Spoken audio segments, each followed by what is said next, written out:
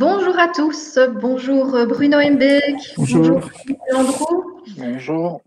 Alors, au nom des éditions Vanine de Book, je vous souhaite la bienvenue pour cette vidéoconférence donc avec Bruno Embeek. Vous êtes très nombreux à avoir répondu présent cet après-midi et nous sommes vraiment ravis de vous accueillir si nombreux aujourd'hui. Alors, vous avez face à vous trois visages. Alors, Bruno Embeek, qui est notre conférencier du jour, je vais le présenter plus en détail dans quelques instants. Et pour les éditions Vanine de Book, donc nous sommes deux à vous accompagner cet après-midi.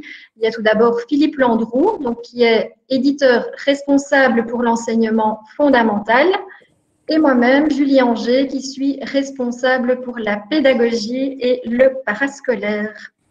Alors, Bruno, avant de vous céder la parole pour la conférence, Philippe va nous donner une série de conseils pratiques pour l'organisation de ce webinaire. Voilà, bonjour à toutes et à tous. En fait, l'explication est assez simple. Nous sommes un peu victimes de notre succès et on est très contents. Vous êtes déjà plus de 650 en ligne. On va vous permettre néanmoins de poser des questions. Donc, vous avez votre écran. À droite de l'écran, vous avez la possibilité de poser l'une ou l'autre question. Vous n'allez par contre pas pouvoir visionner l'ensemble des questions qui sont posées. Nous les voyons. C'est pour la simple et bonne raison qu'on souhaite que vous puissiez suivre de manière la plus attentive possible la conférence de Bruno. Vous avez possibilité de poser vos questions. Moi, je reviendrai à peu près toutes les 10 minutes pour faire la synthèse de vos questions. Vous avez aussi la possibilité de répondre au sondage qui se trouve aussi à droite de l'écran. Et donc, on souhaiterait ici, dans les quelques minutes, on va démarrer dans une minute, on va attendre les dernières personnes. On souhaiterait que vous puissiez répondre aux 2 ou 3 sondages qui sont apparus pour le moment. Et entre autres, Bruno aimerait bien savoir qui se cache derrière l'écran. Donc, si vous pouvez rapidement nous dire dans quel niveau d'enseignement vous travaillez et si vous êtes enseignant, directeur, parent, étudiant. Comme ça, d'ici quelques secondes, je vais pouvoir indiquer à Bruno quel est son public pour cet après-midi. Donc, vous êtes pratiquement à 85% des enseignants. J'ai à peu près 10% de directeurs d'école et j'ai 3% de parents et 3% d'étudiants. Donc, Bruno, on est à 80% d'enseignants et 10% de directeurs. Donc, c'est bien. Alors là, c'est remarquable, on a 46% d'enseignants du primaire, 40% du secondaire, donc c'est très équilibré, et 11% d'enseignants du maternel. Donc voilà un petit peu la physionomie des participants. Et Bruno et Julie, je vous propose de commencer. Super, parfait. Merci beaucoup Philippe pour ces explications. Maintenant, tout le monde maîtrise l'outil. Et donc, Bruno, vous êtes l'invité de cette journée, vous êtes notre conférencier. Alors, on doit presque plus vous présenter parce qu'on vous a vu régulièrement dans les médias ces dernières semaines, ces derniers mois pour nous parler de la pandémie et de son impact sur l'enseignement. Ceci dit, pour tous ceux qui ne vous connaissent pas encore très bien, je vais tout de même rappeler que vous êtes psychopédagogue, vous êtes docteur en sciences de l'éducation, également chargé d'enseignement à l'Université de Mons. Vous travaillez sur de nombreux projets de recherche portant sur les relations entre école et famille et vous êtes également reconnu pour votre expertise sur la résilience. Alors, Bruno, vous allez nous parler aujourd'hui de votre dernier ouvrage que j'ai sous la main, donc qui s'intitule « Les leçons de la pandémie, réinventer l'école ».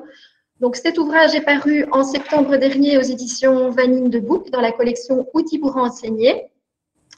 Alors, vous l'avez écrit à la fin du premier confinement donc, que nous avons connu au printemps dernier.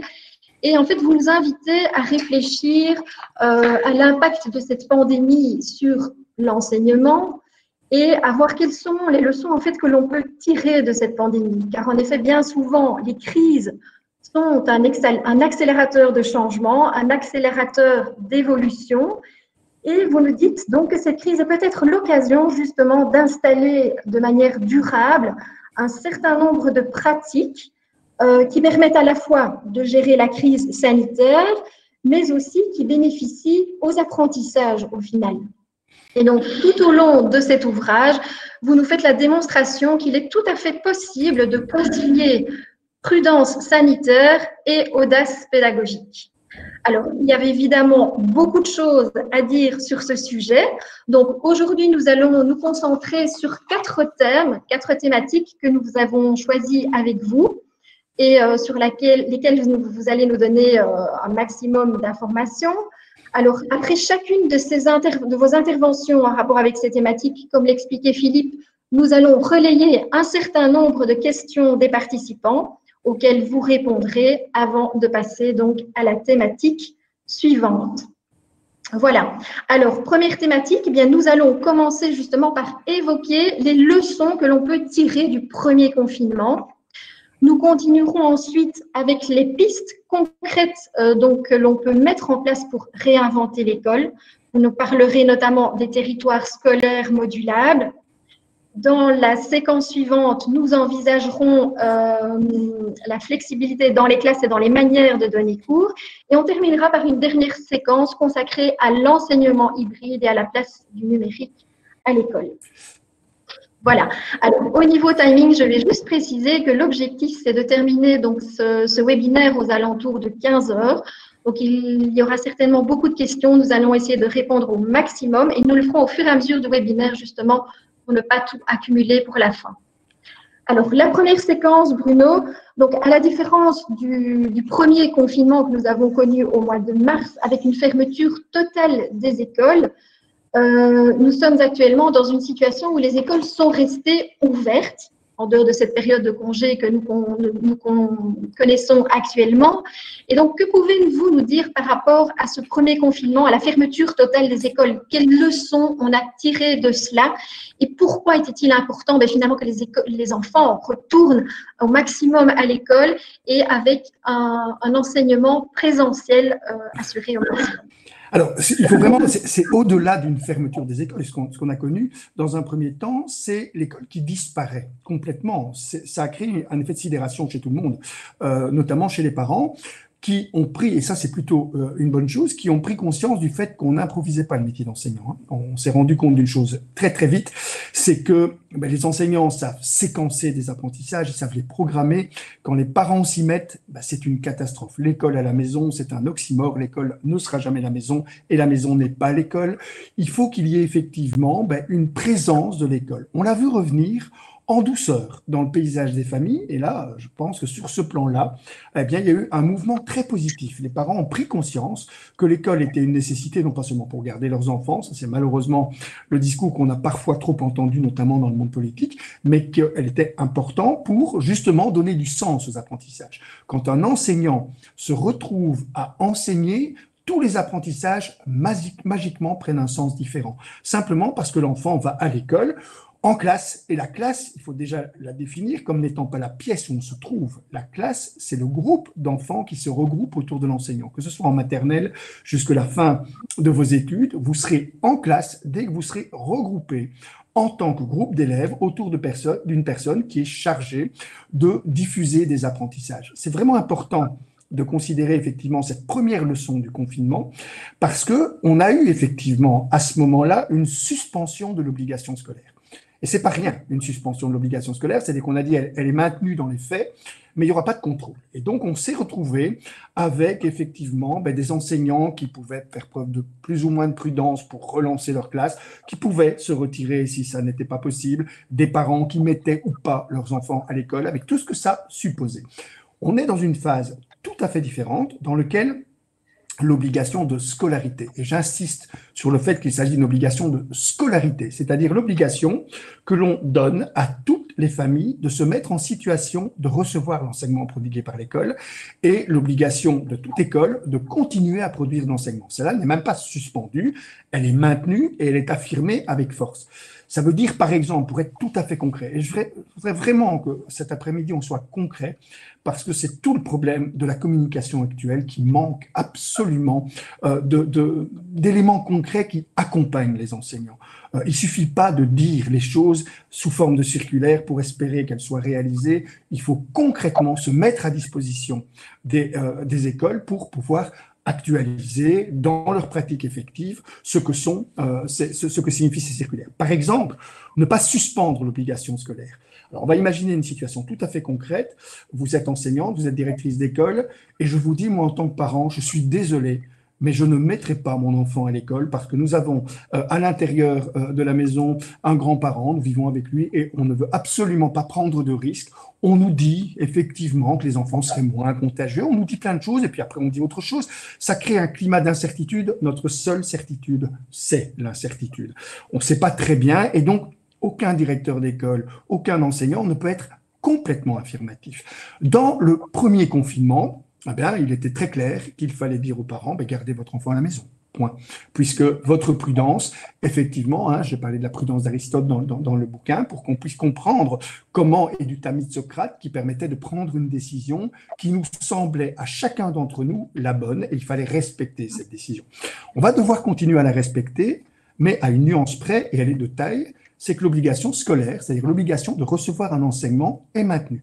Ça veut dire, OK, vous pouvez garder votre enfant chez vous, mais l'enseignement que nous diffusons, vous devez vous mettre en situation de le recevoir. Que votre enfant soit en primaire ou en secondaire, il y aura effectivement une obligation de venir chercher les contenus scolaires qui seront diffusés sous forme de capsules numériques, sous forme de livres, sous des formes dont on va discuter, sous des formes concrètes qu'on doit d'ailleurs pouvoir discuter parce que c'est ça l'obligation de l'école, c'est de continuer à émettre cet enseignement, quelle que soit la configuration dans laquelle on va se retrouver et dans laquelle la famille va se retrouver. Mais rappelez cette obligation de recevoir un enseignement qui n'est pas une obligation de s'enfermer dans les murs de l'école. C'est quelque chose de terriblement important à concevoir. Concevoir aussi, effectivement, que l'école a été en mesure d'apprendre.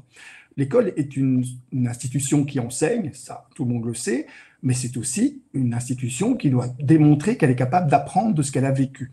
Ça veut dire qu'on a vu, par exemple, quelque chose de terrible, on aura l'occasion d'en parler quand on parlera des territoires scolaires, le seul espace social dans lequel il n'était plus question de lutter contre les deux ennemis actuels les plus importants, la proximité et la densité. Les cours de récréation dans lesquels les enfants couraient partout, se mélangeaient les uns les autres, oubliant tous les gestes qu'il faudra apprendre, parce que ça c'est le rôle de l'école aussi, de transformer le langage des virologues en langage pédagogique. Vous savez, j'avais une réunion avec Yves Copiters, il a été sidéré par ce qui s'est produit, c'est-à-dire une application très stricte de mesures sanitaires qui ont été appliquées, mais par des écoles qui étaient des très très bons élèves, sans conversion du vocabulaire, par exemple. Les gestes barrières, c'est un mot de virologue. C'est un mot qui signifie qu'on veut faire barrière au virus. Un enfant est incapable de comprendre que son geste fait barrière. Son geste est un geste protecteur. Et il faut vraiment prendre l'habitude d'utiliser ce mot au sein des écoles parce que ça, c'est à la portée des enfants. Savoir qu'en se protégeant, ils protègent les autres, qu'en se lavant les mains, et c'est aussi une des fonctions de l'école, de mettre en scène des apprentissages qui vont permettre, par exemple, un geste habituel, un geste qui finalement est révélateur d'un style ou d'un niveau d'éducation, mais qu'on fait sans y penser, de devenir un geste méthodique, apprendre à se laver les mains. Petit truc tout simple à faire et qui doit se généraliser dans les écoles, selon moi, c'est permettre chez les tout petits enfants, par exemple, de comprendre ce qu'est la contagion. C'est pas très compliqué. Vous leur demandez de mettre des mains sur un gel et puis des paillettes de couleur. Et puis vous leur dites maintenant, on se salue les uns les autres et ils vont voir que les paillettes se mélangent. C'est ça la contagion. C'est simplement quelque chose qu'on va transmettre à quelqu'un d'autre.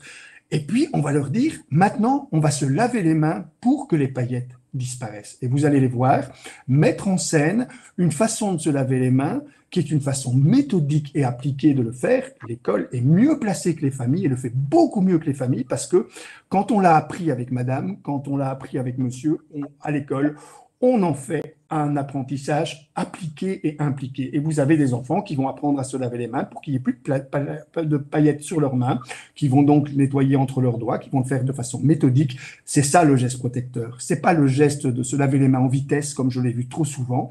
Et il faut que l'école institue ces mécanismes-là. Il faut qu'elle institue ces façons d'être ensemble nouvelles, qui font que les enfants, par exemple, vont devoir apprendre à être autrement avec les autres, à être autrement les uns avec les autres.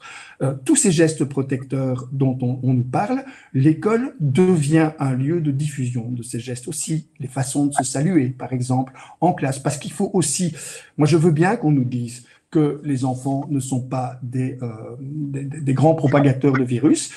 On a aussi des adultes qui sont mieux, ce sont les enseignants, et il va falloir aussi que eux se sentent protégés par les gestes des enfants. Ça veut dire effectivement qu'il y a des façons de se saluer à l'école, des façons d'être ensemble qui vont devenir très différentes. Très bien, merci Bruno pour ces explications. Donc voilà, Philippe est de retour avec un certain nombre de questions de nos participants. Voilà, Philippe, on est curieux d'entendre les questions qui arrivent par rapport à cette première thématique. Oui, je vais d'abord faire un petit commentaire pour Bruno. Donc, on m'a indiqué qu'il y avait des gens, des centres PMS aussi. Oui, c'est vrai qu'on les avait indiqués, hélas, dans autres, mais je pense que c'est important que vous le sachiez. Et alors, je vais demander à nos collègues qui sont derrière l'écran, donc d'enlever le PowerPoint quand Bruno parle, parce que les gens voient Bruno en tout petit et c'est assez dérangeant. Ils souhaitent avoir un gros plan de Bruno. Voilà, ça c'est pour le problème technique, parce qu'on a eu pas mal de questions. J'ai relevé 2 questions, Bruno. La première, c'est certains participants se demandent s'il n'y a pas une occasion manquée d'élargir en fait l'enseignement hybride et de le commencer beaucoup plus tôt. Certains intervenants disaient pourquoi pas déjà en 5e et 6e primaire au moins un jour par semaine. Et voilà, la question était, est-ce que ce n'est pas dommage de le réserver aux plus grands? Et alors, j'ai une deuxième question très intéressante sur l'organisation de l'évaluation pour tous les enseignants qui sont dans cet apprentissage hybride. Donc, on a une enseignante qui nous dit, voilà, je suis enseignante au degré supérieur, donner cours, c'est une chose, mais comment est-ce que j'organise mon évaluation? Très bien. Alors, je pense plusieurs choses essentielles. D'abord, la présence des PMS. Je pense que c'est vraiment important que l'école ne se ferme pas sur elle-même, utilise tous ceux qui l'environnent, participe à la construction de ce qu'on appelle les cités de l'éducation. C'est pas le problème des écoles. On en parlera certainement tout à l'heure, mais la numérisation de tous les élèves, ça ne doit pas reposer sur les épaules d'un directeur. Il y a aussi d'autres personnes qui doivent pour le moment prendre leurs responsabilités, par exemple les bourgmestres. Et le PMS, c'est une structure qui permet de faire le lien avec l'ensemble des supports sur lesquels l'école doit pouvoir se reposer dans des périodes compliquées. Et effectivement, occasion manquée, j'espère pas. J'espère effectivement que l'école va évoluer, vous l'avez dit en introduction d'ailleurs, un accélérateur d'évolution. Pas faire la révolution, c'est pas le moment, et d'ailleurs il n'en est pas question, mais un accélérateur d'évolution, travailler avec des petits groupes. On en parlera tout à l'heure dans l'hybridation. Moi, je constate que les enseignants ne sont pas assez accompagnés dans cette hybridation parce que, par exemple, des petits supports numériques de 5 minutes qui invitent à un présentiel de qualité, ça a du sens. Pas remplacer 50% du temps par du numérique et 50% de présentiel. Et le présentiel va devoir changer de forme. On en parlera certainement quand on parlera des flexibilités des classes et de tout ce qui, à un moment donné, permet à un enseignant de faire vraiment son métier. Et le métier d'enseignant, c'est 10 à 15% de transmission de savoir.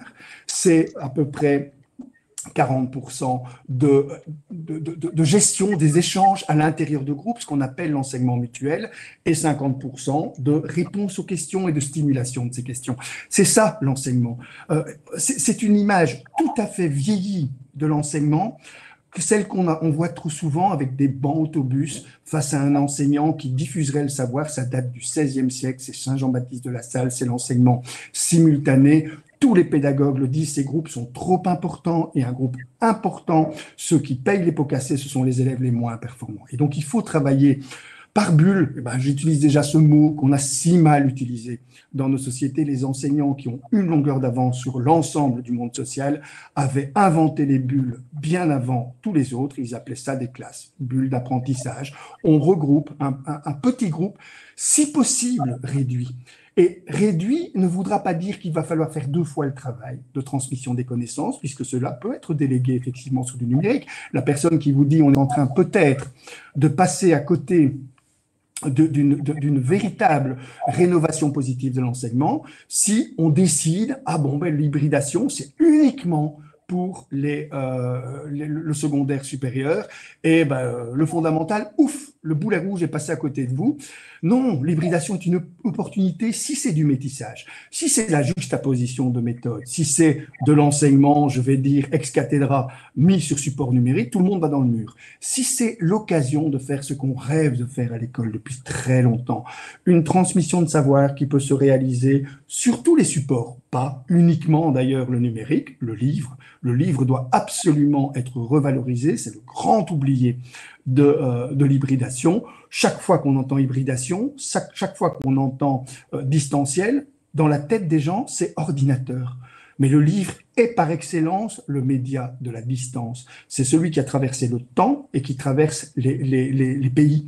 Et vous pouvez très bien travailler en distanciel avec le livre très tôt chez l'enfant. Il suffit pour ça de supprimer cette hérésie absolue qu'est le devoir scolaire. Le devoir scolaire, je ne dis pas qu'il faut supprimer les devoirs, il faut simplement le placer à la bonne place. C'est ce qu'on appelle la pédagogie inversée.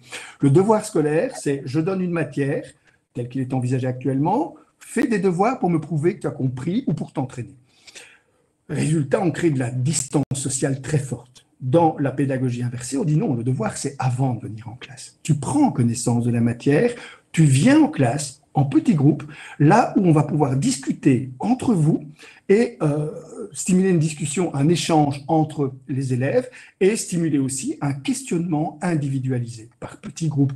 Et bien là, on se retrouve devant une pédagogie beaucoup plus performante qui arrête cette pédagogie simultanée qui a pris trop de place dans le stéréotype qu'on se fait dans l'idée d'enseigner, mais qui associe l'enseignement mutuel. Ceux qui ont compris expliquent à ceux qui n'ont pas compris. Il y a des techniques pour le faire de manière très, très efficace.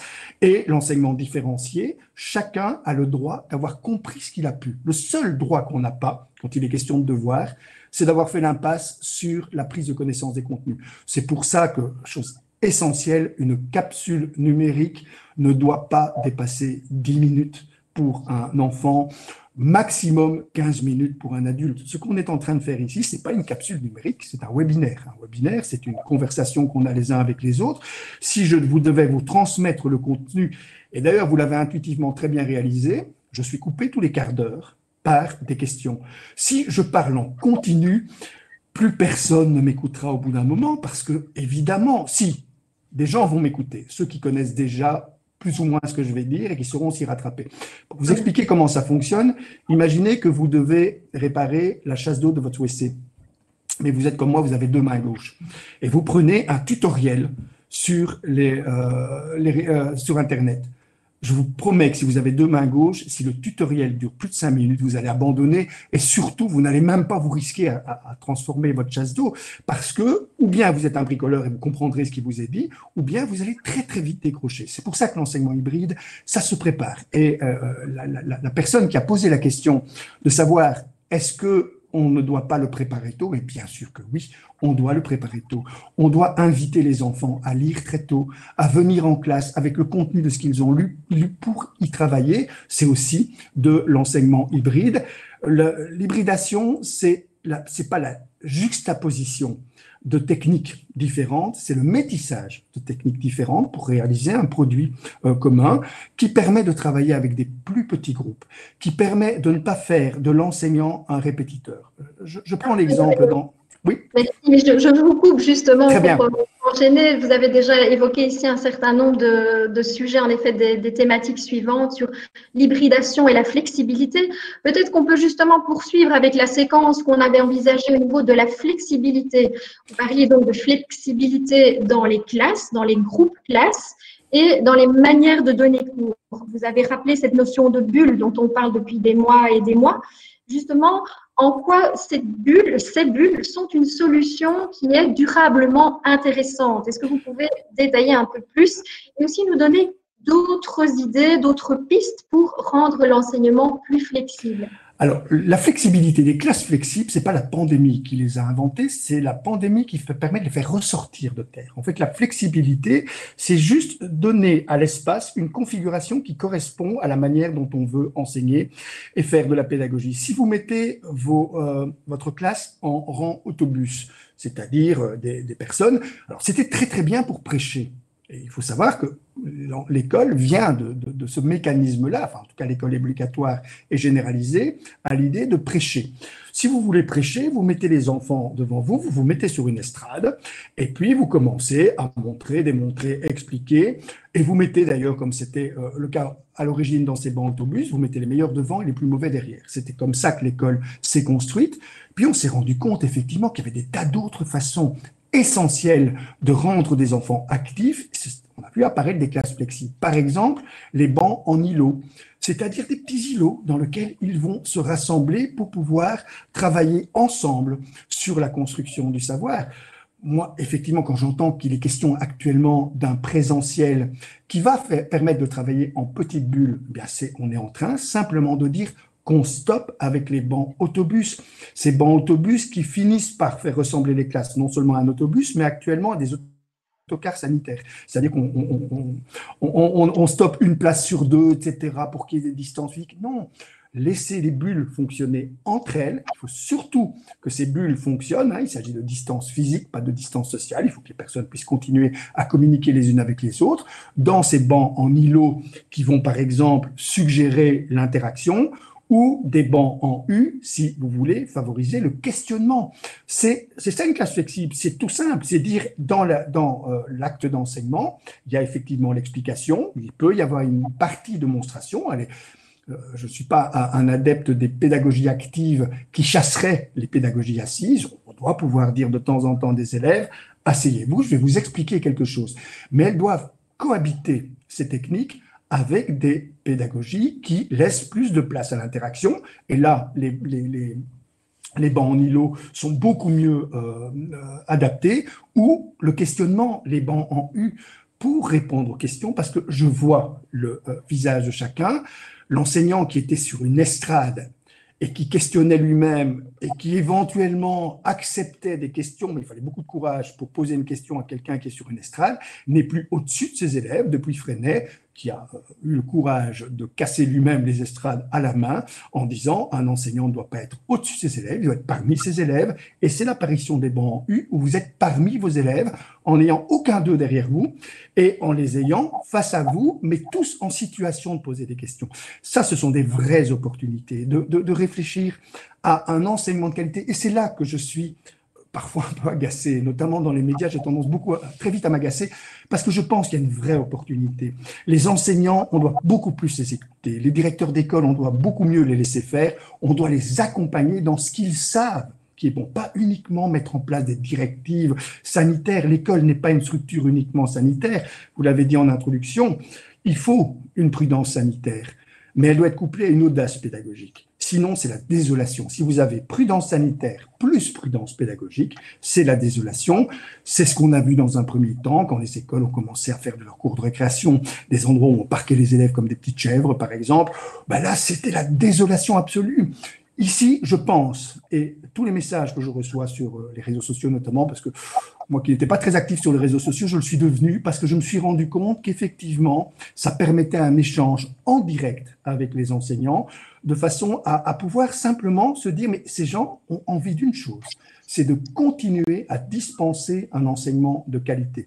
Et beaucoup disent, mais l'enseignement, pour le moment, on faisait ce qu'on pouvait, avec ce qu'on avait, puisqu'on nous donne des classes, effectivement, qui sont en configuration de bancs autobus, on nous suggère à un moment donné des méthodes qui sont peut-être en voie d'évoluer.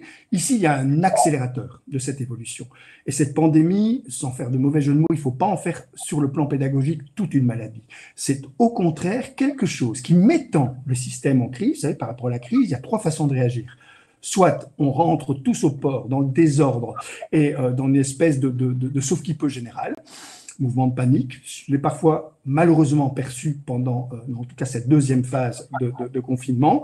Le deuxième manière de faire, c'est dire on ne bouge plus. On essaye de faire ce qu'on peut, mais sans innovation. La troisième façon de faire, c'est la plus intéressante selon moi, c'est qu'est-ce qu'on va garder de ce qu'on a pu innover. C'est ce que j'ai essayé de mettre dans ce livre. Qu'est-ce qu'on peut garder? Qu'est-ce qu'on peut mettre en place pour accompagner, guider les enseignants? Il y a un article qui a été publié à mon propos que j'ai beaucoup aimé, c'est celui où on parlait de la personne qui murmure aux oreilles des enseignants. Eh bien, murmurer aux oreilles des enseignants, c'est terriblement utile pour le moment. Vous savez, un pédagogue, il ne fait jamais que ça. Il regarde faire les enseignants.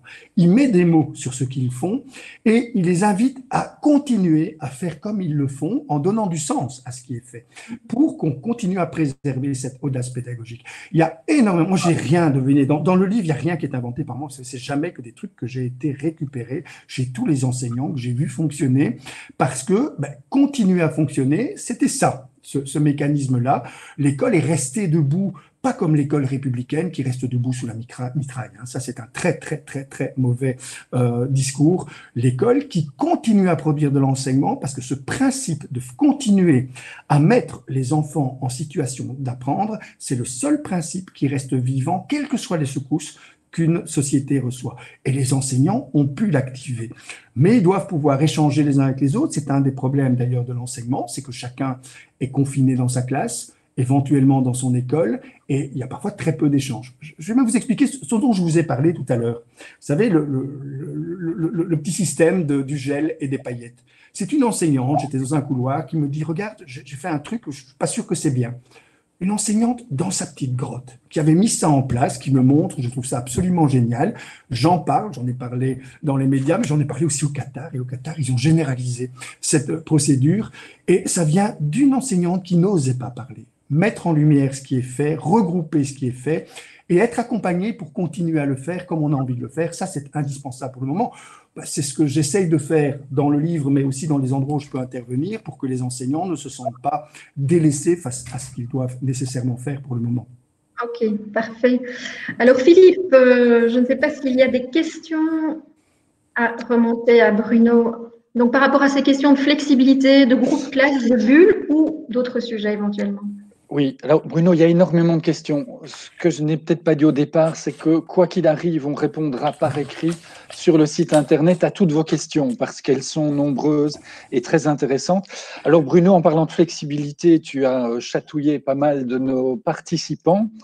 Alors je vais regrouper les commentaires et les questions. Alors les enseignants du secondaire sont majoritairement ici très favorables à la flexibilité dans les classes, mais ils disent c'est nous qui changeons de local toutes les 2 heures et donc est-ce qu'on doit passer toutes les 2 heures 20 minutes à organiser notre local? C'est une première difficulté. Il y a une deuxième vague qui oppose quelque part pour l'instant la flexibilité et l'obligation du geste barrière, c'est-à-dire puisqu'on doit garder de la distance, puisqu'on nous demande d'être devant la classe le plus loin possible sur l'estrade, certains disent, mais moi je me suis demandé si je n'allais pas revenir à un enseignement plus traditionnel qui permettrait de mieux respecter les gestes barrières. Et donc on sent bien dans les commentaires que c'est contraint et forcé, qu'il reviendrait à un enseignement beaucoup plus strict. Il y a une question qui me semble intéressante qui est quel est le nombre idéal d'élèves pour un groupe et une classe flexible, parce qu'on a beaucoup d'enseignants qui nous expliquent qu'ils ont 25-26 élèves, que la distanciation plus 25 élèves, c'est tout à fait le contraire de la flexibilité. Voilà, c'était. Alors il y a une dernière intervention qui était est-ce que le cours en ligne, ou du moins le cours via Internet, donne finalement l'impression qu'il n'y a aucune flexibilité et qu'il se retrouve devant un auditoire sans justement pouvoir vivre avec les élèves. Donc la flexibilité, c'est quelque chose qui qui intéresse beaucoup les enseignants. C'est d'ailleurs pour ça que je m'engage vraiment à répondre à toutes les questions, parce que chacun des thèmes qu'on va aborder suscite évidemment des questions. La flexibilité, c'est d'abord un mot, et c'est un mot qui signifie un idéal. C'est pas si simple à mettre en place, mais c'est relativement facile quand on accepte l'idée. Par exemple, eh bien que oui, je peux, moi, parce que je suis prof de philo, j'ai besoin de mettre mes élèves en situation de débat. J'ai besoin de susciter un questionnement. Je vais donc mettre en scène. Un enseignant, c'est quelqu'un qui se met en scène. C'est pour ça, d'ailleurs, on en parlera tout à l'heure quand on parle de l'ordinateur. L'ordinateur ne permet pas de se mettre en scène. De la même façon, face à tous les élèves, vous savez, il faut savoir que chaque enseignant a une partie de son cerveau qui est mobilisée par l'attention qu'il met à concevoir tous les gestes, toutes les mimiques de ses élèves pour ajuster. Regardez ici, on est 3, alors que nous sommes en réalité plusieurs centaines de personnes, mais je suis terriblement attentif à vos mimiques. Si vous froncez les sourcils, je vais me dire ça, lui, il y a quelque chose qu'il ne comprend pas ou qu'il n'admet pas. Voilà, c'est très bien réalisé comme ça. Et là, je vais ajuster. Et les élèves vont s'ajuster aussi à ma mise en scène. Si je lève mon doigt à un moment donné en disant attention, là, c'est quelque chose d'important. Tout ça va créer une gestuelle que le numérique ne pourra pas remplacer. Donc, le présentiel, impératif de le mettre en scène d'une façon qui correspond à vos aspirations pédagogiques. Alors là où l'enseignant qui exprime, moi, je veux retourner finalement sur une estrade, en gros, parce que je suis protégé, puisque je suis à distance, etc. Non, ce qui va le mettre le mieux en distance, c'est sa posture de guide des apprentissages, c'est-à-dire pas envahissant par rapport à l'apprentissage. Si vous faites les bancs en îlot, on met en scène des petits groupes, des petites bulles, des micro-bulles même, à l'intérieur de la bulle, qui vont travailler ensemble, et vous allez stimuler cet apprentissage, ce que l'enseignant fait très bien quand il dit, par exemple, mais il y a des techniques pour le faire, il faut pouvoir le diffuser. Malheureusement, il faut quelques minutes, mais si je commence à exprimer chaque technique, on va effectivement très très vite épuiser notre temps, mais pour créer du tutorat, c'est-à-dire dire, tiens, toi tu as compris, le petit support numérique que je viens d'envoyer, lui a moins bien compris, explique-lui, et puis on va lui faire un exercice, et tu vas l'encourager à donner les réponses sans les donner toi-même, et en le corrigeant éventuellement, en lui faisant remarquer où sont ses erreurs, mais sans les faire passer pour des fautes qu'il doit corriger.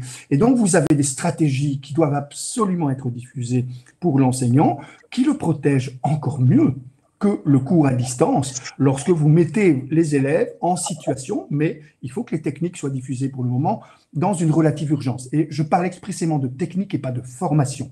J'ai un mal de chien pour le moment à entendre qu'on veut former les enseignants, etc. Les enseignants ont beaucoup de choses à faire, mais qu'on les laisse tranquilles avec des formations, mais qu'on diffuse des techniques. Pour diffuser une technique, il faut 10 minutes, un quart d'heure. Pour une formation, il faut plusieurs semaines ou plusieurs mois. Évidemment, il y a des gens qui gagnent leur vie en donnant des formations, donc je ne veux pas non plus leur couper l'air sur le pied, mais pour ma part, moi, je suis pour une efficacité pédagogique, donc la diffusion de techniques, surtout parce qu'on est dans une posture d'urgence.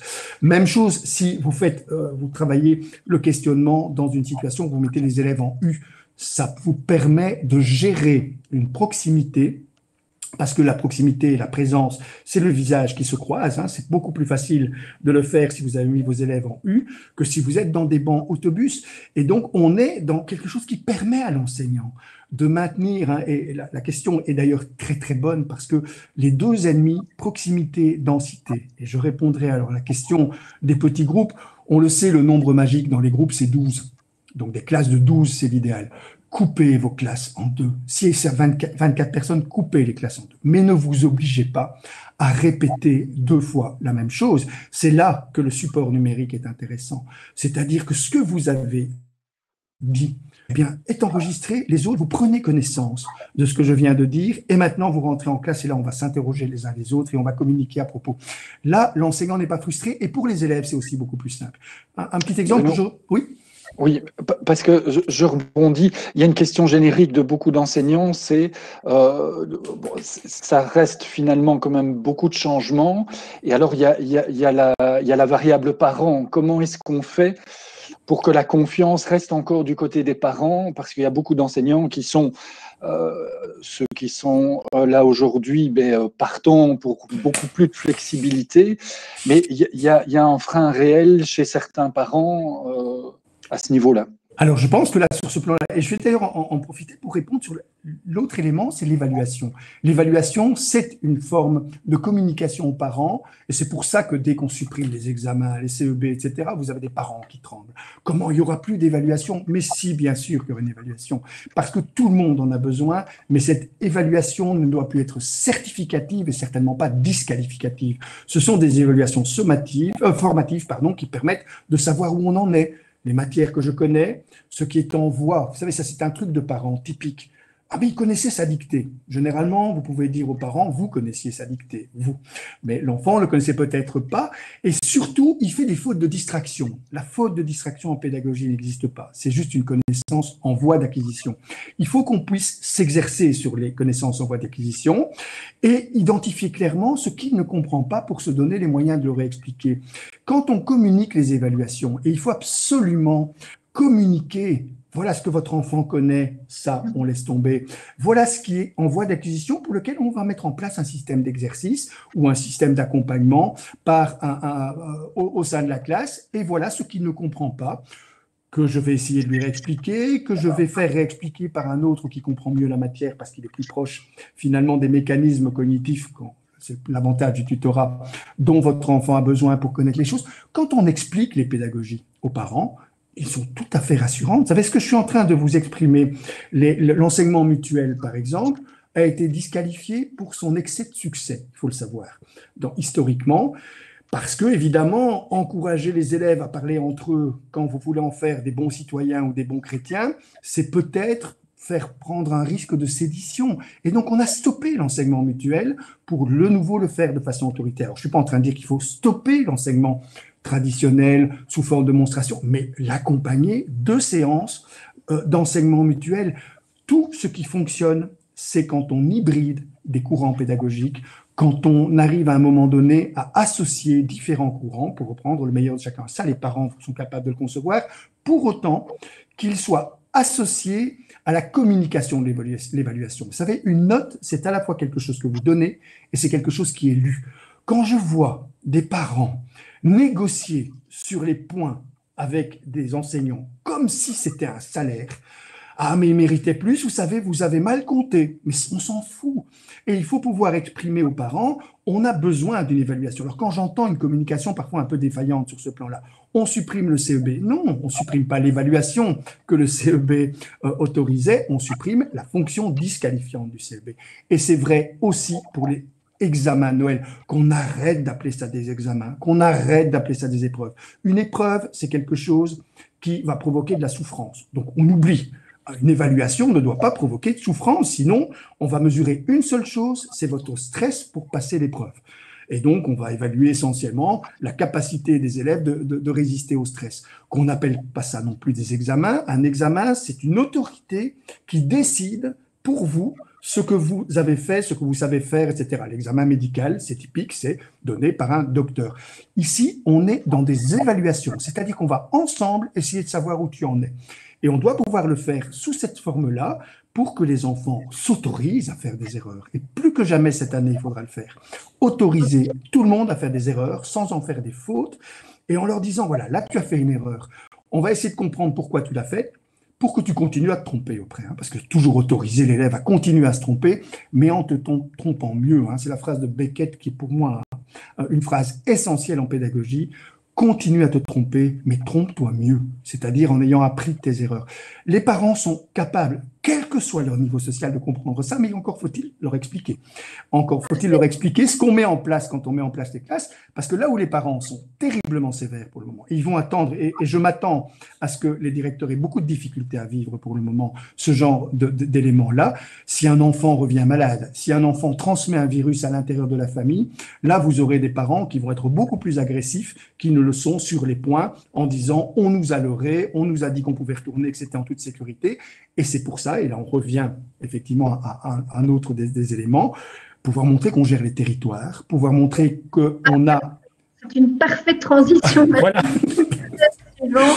En effet, donc on reste dans les pistes concrètes et justement donc la mise en place de territoires scolaires modulables, vous prenez pour cela. On parle entre autres des cours de récréation, mais pas que. Quels sont les bénéfices de cette modularité et de manière très concrète, qu'est-ce que les enseignants et les directions peuvent mettre à ce niveau? Je n'entendais plus la fin de votre question, mais je pense en avoir compris l'esprit. Hein, c'est-à-dire, effectivement, c'est pas à vous que je vais expliquer, puisque vous avez publié mon livre sur l'aménagement des cours de récréation, qu'elle devait être nécessairement, et c'était bien avant la pandémie, qu'elle devait être régulée, parce que la régulation du territoire permet, d'une part, de rendre ce territoire mieux contrôlable, d'autre part, permettait aussi à chacun de s'y trouver à sa place. Les filles comme les garçons, réguler, mettre des règles qui permettent à ceux qui jouent au football de se retrouver dans un territoire qu'ils ne peuvent pas dépasser, qui permettent à ceux qui veulent se livrer à des activités plus sereines, sans courir et sans ballon, d'avoir leur territoire, et aux autres, ceux qui veulent courir, eh bien, d'avoir aussi un espace pour le faire sans gêner les autres. Ça a permis aux petites filles, notamment, de trouver leur place sur les territoires des cours de récréation, et la régulation, qui ne portait pas d'ailleurs, hein, ceux qui connaissent ce livre savent que ça porte aussi sur les couloirs. Hein, quand je vois une école comme l'Athénée Royal de Chennai, par exemple, où depuis des années, ils ont une petite ligne blanche au milieu de leur couloir et on tient sa droite. Quand j'ai vu apparaître la régulation pandémique, puisqu'on peut l'appeler comme celle-là, bah, ça va être anticipé dans beaucoup d'écoles avec 7 fois moins d'accidents. Donc on réduit les accidents quand on régule. Mais régule ne suffit pas. Puisqu'une fois qu'on a régulé sa cour, il faut la stimuler, il faut que les élèves puissent se livrer à des activités sans que ça pose problème. Il faut aussi qu'elles soient apaisées, d'où les bancs de réflexion, etc. Enfin, ça, je renvoie les personnes qui sont intéressées à l'ouvrage sur les cours de récréation, mais il y a un nouvel élément qui est arrivé, il doit être modulable. Parce que si vous avez, par exemple, mis en place une cour de récréation qui donne cette apparence de mouvement continu, désordonné, dans lequel ce qui heurte pour le moment, c'est-à-dire la proximité et la densité, eh bien on ne lutte plus du tout contre. Évidemment que c'est une catastrophe. Quand j'ai vu apparaître les codes couleurs, c'est-à-dire vert, jaune, rouge, orange, j'ai dit très bien, sauf que on évite les nuances. Vous savez, les feux de circulation, c'est rouge, orange, vert.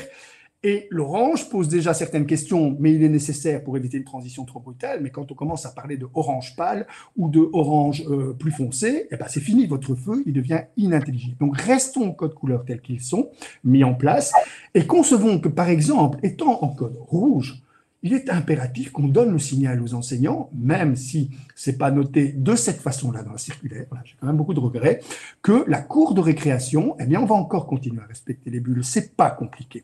Ne touchez pas à votre marquage sur le sol, laissez-le tel qu'il est, continuez à jouer au football. Les joueurs de foot professionnels avaient montré la voie. Vous savez, même dans les clubs professionnels à Anderlecht, ils ont continué en pleine phase haute de pandémie à s'entraîner. Ils ont juste dit on s'entraîne en faisant des passes. On ne fait que des passes, pas de dribble, et uniquement des shots au but et des passes. Et vous avez du football. Au Québec, ils l'ont fait. Aucune école n'a arrêté le football pendant la période aiguë de la pandémie. On peut donc maintenir la cour de récréation telle qu'elle est, régulée, stimulée et apaisée, mais il faut la moduler en fonction des scénarios pandémiques. Par exemple, si on vous dit on va respecter les bulles, eh bien une bulle d'élèves, c'est une classe. C'est une classe qui aura une vareuse jaune. Une autre classe aura une vareuse bleue. Une troisième classe aura une vareuse verte. Si vous n'avez pas de quoi acheter les vareuses, mettez même un macaron de couleur. Les enfants tout petits comprennent très bien. Et on leur signale simplement, vous jouez uniquement avec ceux qui ont la même vareuse ou le même macaron que vous sur leur maillot. Et on joue entre bulles.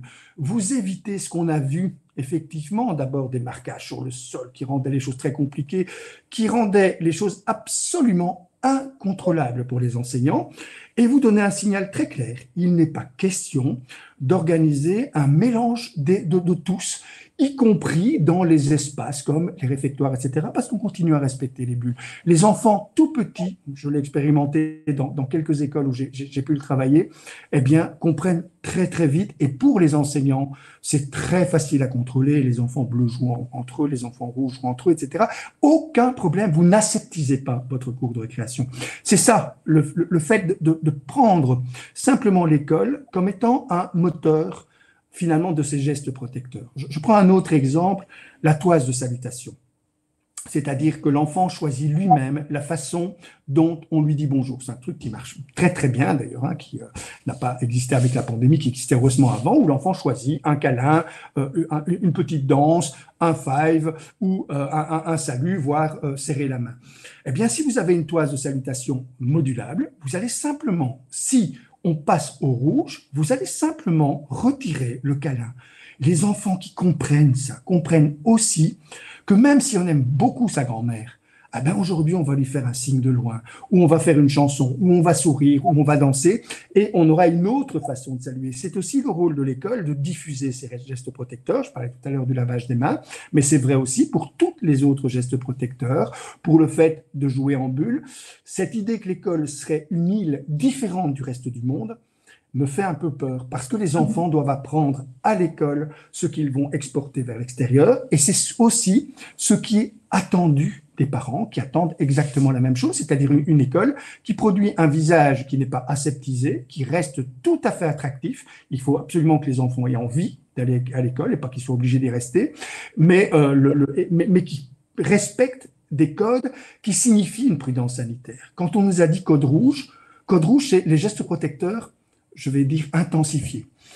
Je n'ai pas vu ça dans la dernière circulaire. On nous parle maintenant d'aérer les locaux, etc. Non, un code rouge, aérons les locaux, bien entendu, et obligeons-nous à les aérer, mais et ne donnons pas systématiquement cours à l'intérieur, ça a été acquis, mais les gestes protecteurs, il faut aussi se donner les moyens de les inculquer chez les élèves, parce qu'on aura montré simplement l'exemple par nos manières de faire au sein de l'école. Donc, Philippe, avons-nous des questions sur ce sujet de modularité des territoires scolaires? Oui, on a pas mal de questions, mais je pense, Bruno, tu as plus ou moins répondu. Pas mal d'enseignants ont l'impression que les bulles en cours de récréation ont disparu dans la dernière circulaire, au moins en secondaire, et donc il y a beaucoup de questions qui sont faites. Il y a une question plus générale de comment est-ce que c'est important d'organiser les cours de récréation du secondaire comme on l'a beaucoup fait en primaire, parce que c'est vrai que c'est majoritairement des cours d'école maternelle et fondamentale, et on a beaucoup de questions et de demandes de quelques pistes concrètes pour le secondaire et les cours de récréation du secondaire.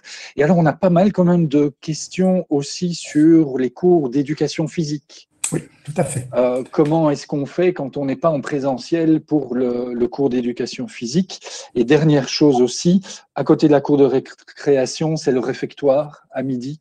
Comment est-ce qu'on met en place une organisation dans ces espaces qui sont clos et en général où les élèves sont l'un sur l'autre? Oui, tout à fait. Alors, les questions montrent que les enseignants ont peut-être mieux d'ailleurs que le monde politique compris l'enjeu. L'enjeu, c'est effectivement de travailler un peu autrement sans se rendre la tâche impossible. Vous savez, quand on a un problème qui paraît insoluble, une des façons de le solutionner, c'est de supprimer les données. C'est vrai que j'ai été étonné de voir que les bulles n'apparaissaient plus dans la circulaire. Or, les bulles restent la meilleure façon de gérer ce qui nous arrive chez les enfants, chez les adolescents et chez les adultes. Et donc, on doit se donner les moyens de les mettre en scène. Vous savez, il y a des façons toutes simples. Il suffit de regarder un film comme Harry Potter. Regardez un peu le réfectoire Harry Potter. Ils sont un peu les uns sur les autres, c'est vrai, mais vous avez chaque groupe qui se situe, c'est le système des vareuses dont je vous parlais tout à l'heure. Ça veut dire qu'il faut identifier à un moment donné des groupes qui restent homogènes pendant la cour de récréation et qui sont tout aussi homogènes quand on va dans le réfectoire. Aucun problème, c'est très facile à réaliser. Je pense effectivement qu'il faut des signes distinctifs sur les élèves, des vareuses, des macarons, des manières d'être simplement identifiés. Il y en a plusieurs qui sont expliqués à l'intérieur du livre. Mais je crois que renoncer à l'idée de bulle et entendre ce que j'ai entendu, c'est-à-dire une ministre dire « Oh, vous savez, les bulles », en plein phase aiguë de la pandémie, au moment où c'est vrai, au niveau du fédéral, ils chipotaient un peu avec les bulles parce qu'ils se trompaient de mots, j'ai quand même trouvé ça un peu fort. Quand j'entends d'ailleurs qu'en France, on nous envie le système des bulles et ils sont en train, eux, de l'activer, puisqu'ils m'appellent d'ailleurs en France pour travailler sur les bulles. C'est un peu, je vais dire, douloureux d'entendre ça et de laisser la charge de trouver des solutions. C'est toute la difficulté que j'ai pour le moment, et c'est pour ça que j'ai tendance à m'énerver très vite. Une circulaire, c'est indispensable pour fixer un cadre. Pour donner une directive et une circulaire, c'est un objet qui tourne en rond. C'est fait pour rester là où on est et pour tourner en rond. Si on veut avancer, il faut aussi de l'accompagnement. Comment est-ce qu'on fait? Ne renonçons pas, je pense vraiment très sincèrement, à cette idée de bulle. Les cours de récréation pour le primaire comme pour le secondaire doivent tenir compte de cette notion de bulle, c'est-à-dire ne pas organiser un énorme mélange, mais permettre de travailler de cette manière-là, de façon à ce qu'on n'ait pas, par exemple, dans les écoles, des distances sociales, mais des distances physiques. La distance physique, c'est celle qui nous permet de communiquer sans avoir l'impression d'être les uns sur les autres. Alors, effectivement, il n'est pas question de mettre les enfants ou les adolescents en situation de ne plus communiquer avec confort.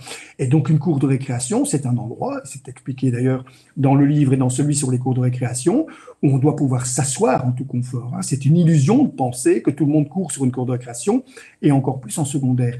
Des bancs modulables qui permettent de se regrouper par bulles autour de tables pour discuter ensemble, c'est impératif. Alors, on doit pouvoir effectivement mettre concrètement en place des cours de récréation qui sécurisent tout le monde. Comment voulez-vous qu'un adolescent comprenne, si on laisse faire tout et n'importe quoi dans une cour de récréation, qu'en prenant son bus, ça va être différent?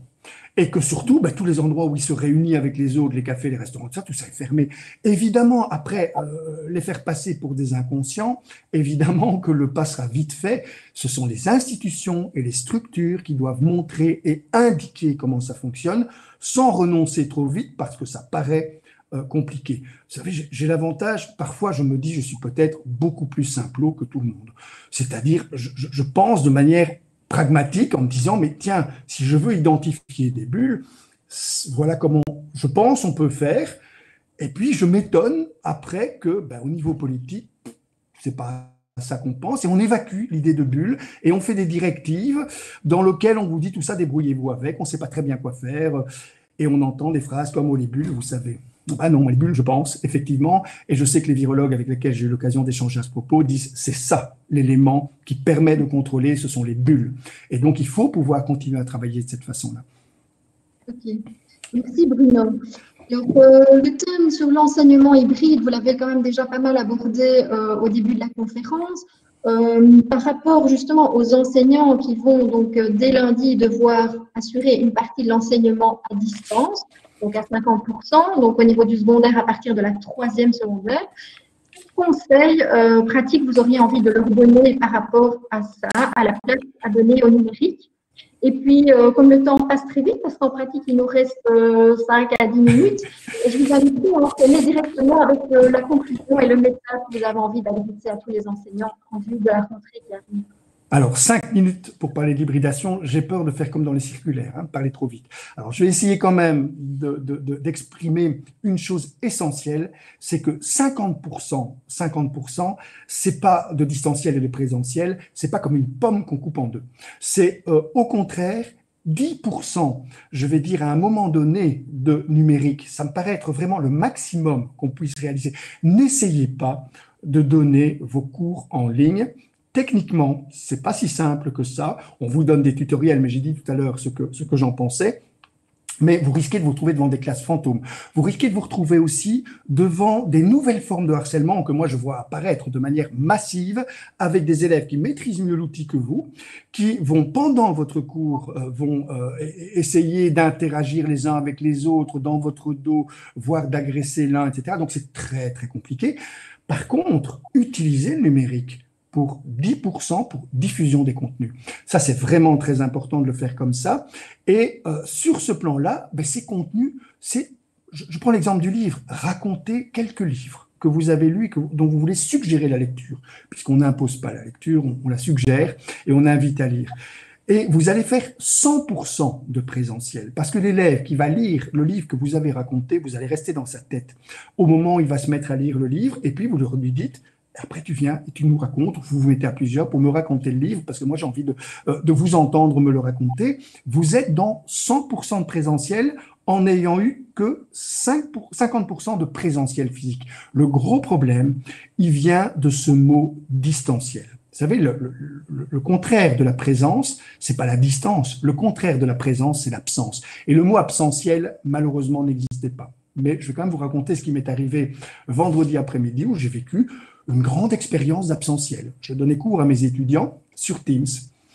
Et visiblement, ça fonctionnait pas très bien. J'essayais, moi tout seul, je me retrouvais avec une classe fantôme. Ça avait juste des visages comme ça, mais dessinés, quoi, hein, juste la forme de leur visage, mais personne derrière. Je parle pendant 10 minutes, un quart d'heure. Et puis à un moment donné, je vois qu'il y a un moyen d'envoyer des messages. Donc je leur dis, est-ce que vous êtes là? Parce que je me sens très seul.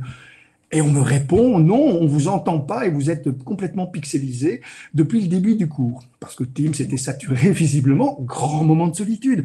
Et c'est ça, le vrai, ça c'était de l'absentiel. J'étais pas là et ce cours a été donné en absentiel. Le présentiel, c'est rassurer sur sa présence, c'est être réellement là et c'est effectivement quelque chose qui peut se faire dans l'enseignement hybride. Moi, je trouve ça magnifique, le métissage des techniques et je suis certainement pas réfractaire à l'utilisation du numérique, mais le numérique ne doit pas prendre toute la place. Si vous faites 50% de présentiel et 50% de distanciel et que vous le faites de la même façon, ça ne fonctionnera pas. Si vous faites un présentiel qui tient compte de ce qui aura été transmis en distance, là, vous aurez beaucoup de satisfaction d'avoir utilisé, je vais dire, le numérique, mais il faut aussi que les enseignants soient accompagnés par des personnes qui connaissent le support numérique, c'est-à-dire qu'ils ne soient pas embarrassés par la technique.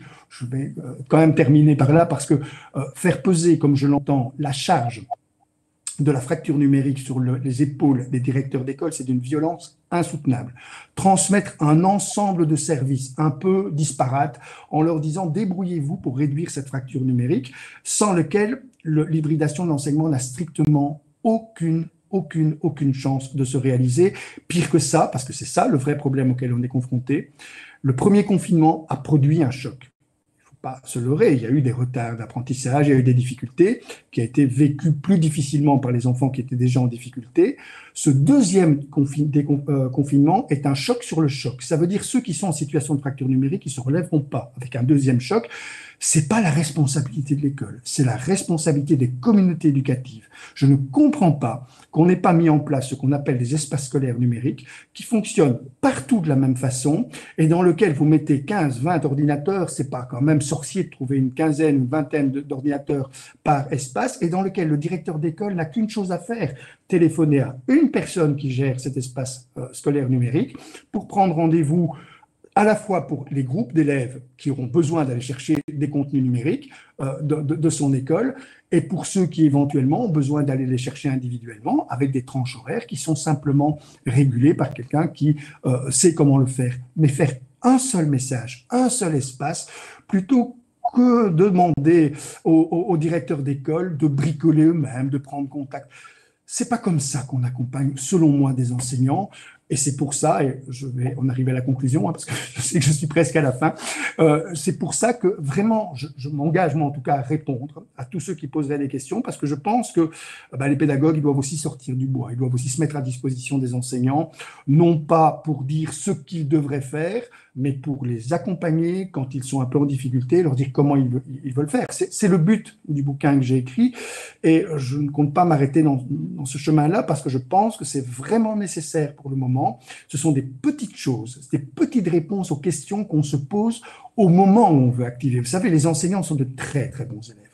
Quand on leur dit hybridation 50-50, certains obéissent un peu trop scrupuleusement en croyant qu'ils vont. Mais ils disent non, ok, on va se mettre au numérique. Mais on ne leur dit pas comment faire, on ne les accompagne pas dans cette conversion et ils se retrouvent alors à ce moment-là avec des expériences qui peuvent parfois être très très douloureuses. Si vous essayez de donner tous vos cours en numérique comme si vous étiez en présentiel, vous allez voir la différence, c'est très très très compliqué. Merci pour cette conclusion, Bruno. Comme vous l'avez dit, c'est impossible de répondre à toutes les questions, mais donc d'ores et déjà, merci pour votre disponibilité pour continuer à répondre aux questions. Donc, c'est ce qu'on va faire par écrit ici après le webinaire. Alors, évidemment, comme vous l'avez vu, on a pu simplement balayer un peu les sujets sans trop approfondir. Mais donc, pour tous ceux qui souhaitent continuer et approfondir ces sujets, nous vous invitons évidemment à découvrir l'ouvrage de Bruno Hendek, Les leçons de la pandémie, Il est disponible dans toutes les librairies, donc magasins qui restent ouverts pour le moment, et également sur les sites de vente en ligne des libraires, donc n'hésitez surtout pas. Et vous trouverez aussi, bien sûr, sur le site des éditions Vanille de Book.